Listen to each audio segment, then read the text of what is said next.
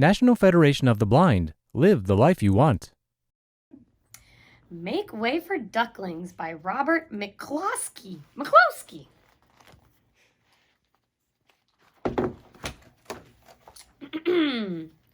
Mrs. and Mr. Mallard were looking for a place to live, but every time Mr. Mallard saw what looked like a nice place, Mrs. Mallard said it was no good. There were sure to be foxes in the woods or turtles in the water, and she was not going to raise a family where there might be foxes or turtles. So they flew on and on.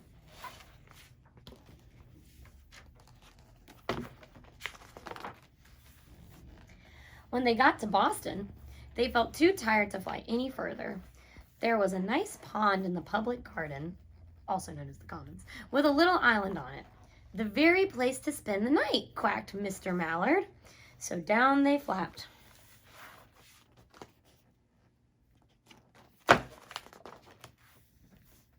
Next morning, they fished for their breakfast in the mud at the bottom of the pond, but they didn't find much.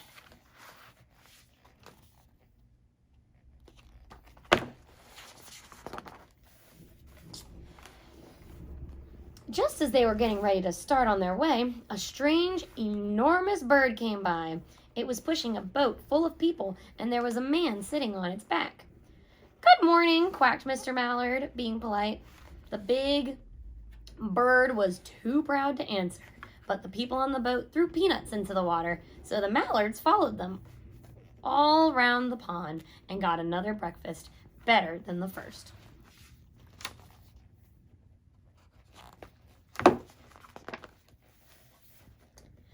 "I like this place," said Mrs. Mallard as they climbed out on the bank and waddled along. "Why don't we build our nest and raise our ducklings here in this pond? There are no foxes and no turtles, and the people feed us peanuts. What could be better?"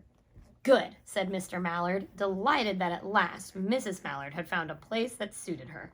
But... oh, wait, you need to see the picture. My bad.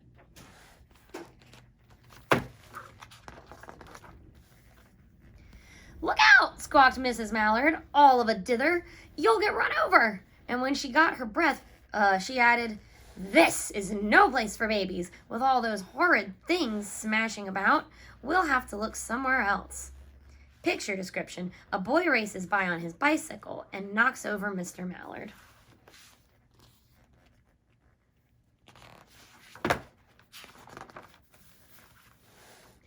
So they flew over Beacon Hill and round the State House, but there was no place there.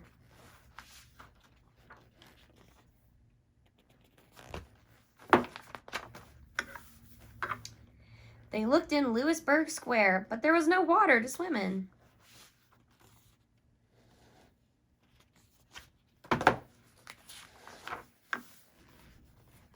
Then they flew over the Charles River. "This is better," quacked Mr. Mallard. "That island looks like a nice, quiet place, and it's only a little way from the public garden." "Yes," said Mrs. Mallard, remembering the peanuts. "That looks like just the right place to hatch ducklings."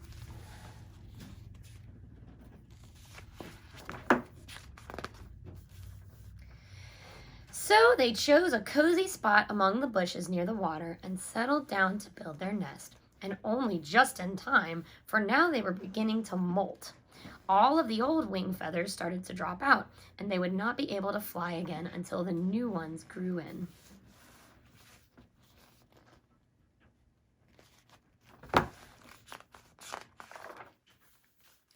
But of course they could swim, and one day they swam over to the park on the riverbank, and there they met a policeman called Michael.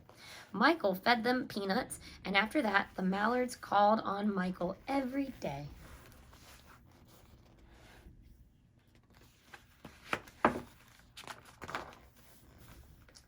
After Mrs. Mallard had laid 8 eggs in the nest, she couldn't go to visit Michael anymore because she had to sit on the eggs to keep them warm. She moved off the nest only to get a drink of water, or to have her lunch, or to count the eggs and make sure they were all there.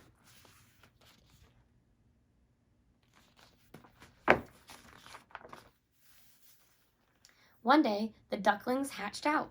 First came Jack, then Cack, and then Lack, then Mac and Knack, and Owack, and Pack, and Quack.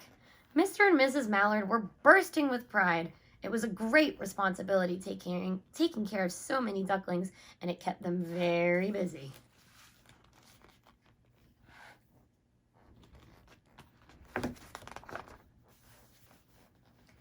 One day, Mr. Mallard decided he'd like to take a trip to see what the rest of the river was like further on. So off he set. "I'll meet you in a week in the public garden," he quacked over his shoulder. "Take good care of the ducklings." "Don't you worry," said Mrs. Mallard. "I know all about bringing up children." And she did.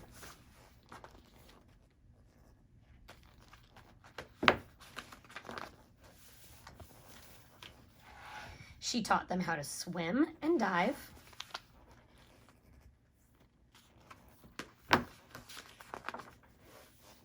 She taught them to walk in a line, to come when they were called, and to keep a safe distance from bikes and scooters and other things with wheels.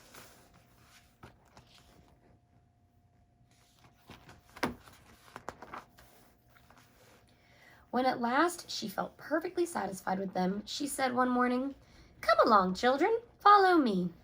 Before you could wink an eyelash, Jack, Cack, Lack, Mac, Knack, Owack, Pack, and Quack fell into line just as they had been taught. Mrs. Mallard led the way into the water, and they swam behind her to the opposite bank.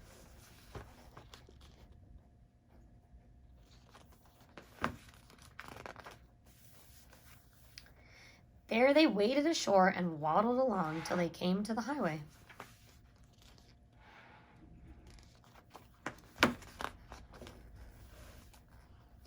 Mrs. Mallard stepped out to cross the road. "Honk, honk," went the horns on the speeding cars. "Quack," went Mrs. Mallard as she tumbled back again. "Quack, quack, quack, quack, quack," went Jack, Cack, Lack, Mac, Knack, Owack, Pack, and Quack, just as loud as their little quackers could quack. The cars kept speeding by and honking, and Mrs. Mallard and the ducklings kept right on quack, quack, quacking.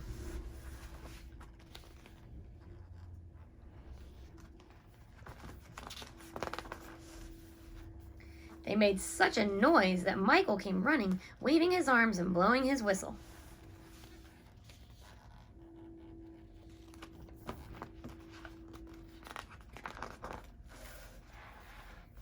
He planted himself in the center of the road, raised one hand to stop the traffic, and then beckoned with the other, the way policemen do, for Mrs. Mallard to cross over.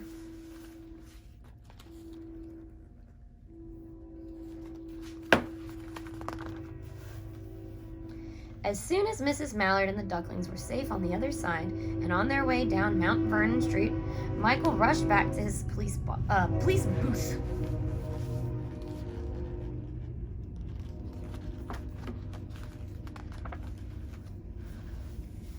He called Clancy at headquarters and said, "There's a family of ducks walking down the street."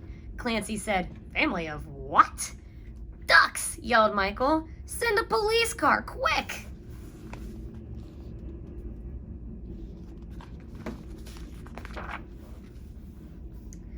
Meanwhile, Mrs. Mallard had reached the corner bookshop and turned into Charles Street with Jack, Cack, Lack, Mac, Knack, Owack, Pack, and Quack, all marching in line behind her.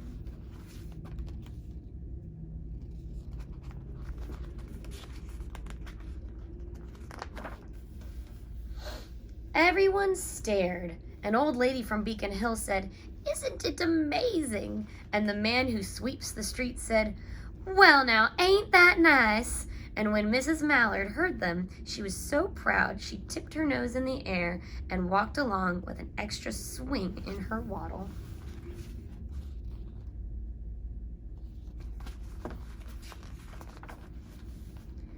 When they came to the corner of Beacon Street, there was the police car with 4 policemen that Clancy had sent from headquarters. The policemen held back the traffic so Mrs. Mallard and the ducklings could march across the street.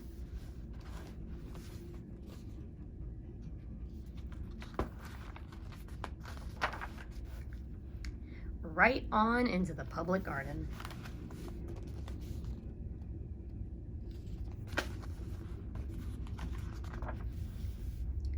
Inside the gate, they all turned around to say thank you to the policeman. The policeman smiled and waved goodbye.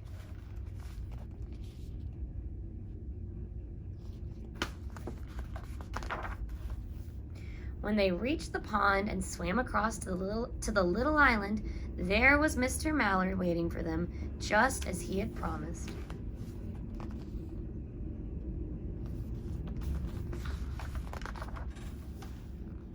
The ducklings liked the new island so much that they decided to live there.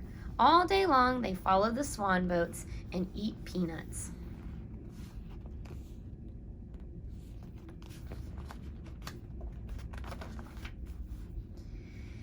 And when night falls, they swim to their little island and go to sleep.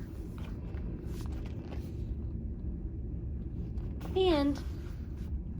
All right. Let's answer some questions about the story. Okay, so as usual, these questions, you can either answer them out loud by talking to your parents or whoever's with you, your babysitter, your buddy, anybody, or you can braille them on your braille writer, which would be, brailing practice, so it would be a good little challenge. I would recommend that one, choice B.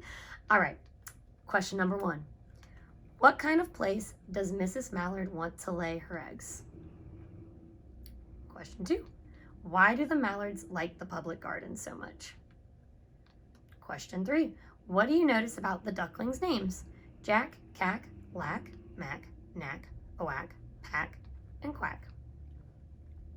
Question 4. How does Michael the policeman help the Mallard family? And question 5, how do we know Mrs. Mallard is a really great mom? What does she do in the story?